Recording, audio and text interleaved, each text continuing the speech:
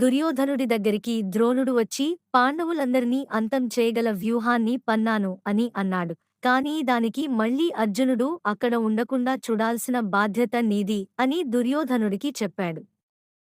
మరుసటి రోజు ఉదయం పాండవుల సైన్యం కౌరవుల సైన్యం యుద్ధానికి సిద్ధంగా ఉన్నాయి. అంతకు ముందు రోజు జరిగిన యుద్ధ అనుభవంతో అర్జునుడు ధర్మరాజును కాపాడుకోవాలి అని పాండవులు సైన్యంలో ఉన్న అందర్నీ ధర్మరాజు పక్కన ఉంచాడు. అప్పుడు కౌరవుల సైన్యంలో కొంతమంది వచ్చి అర్జునుని ముందు నిన్ను నువ్వు కాపాడుకో అని రెచ్చగొడుతున్నారు. అయినా కూడా అర్జునుడు చెల్లించలేదు, ఇంకా అవమానిస్తున్నారు. అప్పుడు ధర్మరాజు అర్జున నువ్వే వెళ్ళి వాళ్ళని అంతం చేయాలి అని ఆజ్ఞ వేశాడు. అప్పుడు అర్జునుడు సరే అని చెప్పి ధర్మరాజు దగ్గర నుండి వెళ్ళాడు.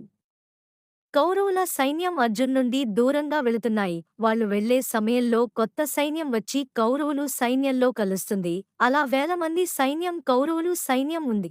అప్పుడు కృష్ణుడికి అర్థమైంది, ఏదో వ్యూహంలో ఉందే, మనం వెనక్కి వెళ్దామని అర్జునుడి సలహా ఇచ్చాడు. కౌరవుల సైన్యం మొత్తం కలిపి 30,000 మంది ఉన్నారు. వాళ్ళందరూ కూడా ఒక్కసారిగా అర్జునుడికి ఎదురుగా వచ్చి ఆ సైన్యం అంత కృష్ణుని, అర్జునుని మధ్యలో ఉంచి వాళ్ళ చుట్టూ ఉండి వాళ్ళని బంధించారు. ఈ విషయం ధర్మరాజుకు తెలిసింది. అప్పుడు ధర్మరాజు పక్కన ఉన్న పాండవుల సైన్యం అర్జునుడు తన దగ్గర ఉన్న అస్త్రలని, గాండివాణ్ణి అంతా ఉపయోగించిన ఈ ఒక్క రోజులో 30,000 మంది సైన్యాన్ని చంపలేడు. అంటే వాళ్ళు అర్జునుడిని బంధించారు. అంటే ఏదో జరగబోతుంది అని ధర్మరాజుకి చెప్పారు. అదే సమయంలో దుర్యోధనుడికి అర్జునుడు ధర్మరాజు పక్కన లేదు అనే సందేశం అందింది.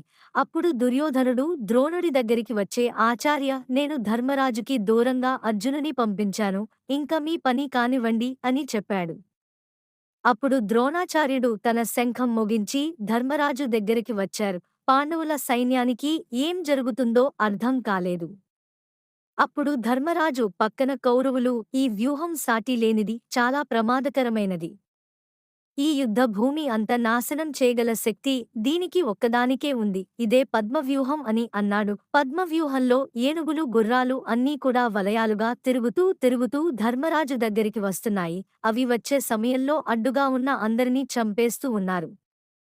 పాండవుల సైన్యం అంత కూడా కత్తులు, అన్ని ఆయుధాలు పడేసి ఆ పద్మవ్యూహం చూసి భయంతో పారిపోతున్నారు. అప్పుడు ధర్మరాజు, ఈ పద్మవ్యూహం మనం ఎలా ఛేదించగలం అని అడిగాడు. దానికి సమాధానంగా, మన పాండవుల సైన్యంలో ఒక అర్జునుడు మాత్రమే ఏ పద్మవ్యూహాన్ని ఛేదించగలడు, కాని తను నిర్బంధించబడ్డాడు. అర్జునుడు ఆ సైన్యాన్ని అంతా చంపి వచ్చేసరికి మన చావులు, మన ఓటమి మాత్రమే తనకు కనిపిస్తుంది అని అన్నాడు. ధర్మరాజుకి ఓటమి భయం, ప్రాణభయం కలుగుతుంది. పద్మవ్యూహం తన వైపే వస్తుంది. అప్పుడు ధర్మరాజు తన చుట్టూ ఉన్న సైన్యాన్ని, మనం ఈరోజు ఆ దుష్టుల చేతిలో ఓటమిని చవిచూడక తప్పదా, సమయానికి నా తమ్ముడు అర్జునుడు కూడా ఇక్కడ లేడు, మనలో ఒక్కరు కూడా ఆ పద్మవ్యూహాన్ని ఛేదించలేరా అనే బాధ, ఓటమి, భయంతో ధర్మరాజు అడుగుతున్న సమయంలో నేనున్నాను పెద్దనాన్న అని ఒక గొంతు వినిపించింది. అప్పుడు ధర్మరాజు, ఎవరు నీవు ముందుకు రా అని అడిగాడు. ధర్మరాజు ఎంతో ఆతృతగా చూస్తూ ఉన్నాడు. అతను ఎవరో కాదు, అర్జునుడు కుమారుడు అభిమన్యుడు. అభిమన్యుడు పద్మవ్యూహం ఛేదించడం నీకు వచ్చా, ఆ వ్యూహం నీ దగ్గర ఉందా అని అడిగాడు. అప్పుడు అభిమన్యుడు, పెద్దనాన్న, నేను నా తల్లి గర్భంలో ఉన్నప్పుడే ఆ పద్మవ్యూహాన్ని ఎలా ఛేదించాలో తెలుసుకున్నాను. మీరు నాకు అవకాశం ఇవ్వండి పెద్దనాన్న, ఆ పద్మవ్యూహంలో ఉన్న కౌరవులను అంతా నేను చంపగలను అని అన్నాడు. ధర్మరాజు ఆలోచనలో పడ్డాడు. ఎందుకంటే అభిమన్యుడు చిన్నపిల్లాడు అని, అతనికి 16 ఏళ్లు, అందులోనూ తమ్ముడు కొడుకు. తనకు ఏమైనా అయితే అని భయపడుతున్నాడు. అప్పుడు అభిమన్యుడు ధర్మరాజు దగ్గరకు వచ్చే, పెద్దనాన్న నన్ను నమ్మండి, ఆ పద్మవ్యూహాన్ని నేను ఛేదించగలను అని అన్నాడు. అప్పుడు ధర్మరాజు, సరే అభిమన్య, నీకు తోడుగా నేను, మన పాండవుల సైన్యం అంతా కూడా వస్తాము. మమ్మల్ని పద్మవ్యూహాల్లోకి తీసుకువెళ్ళు అని అన్నాడు.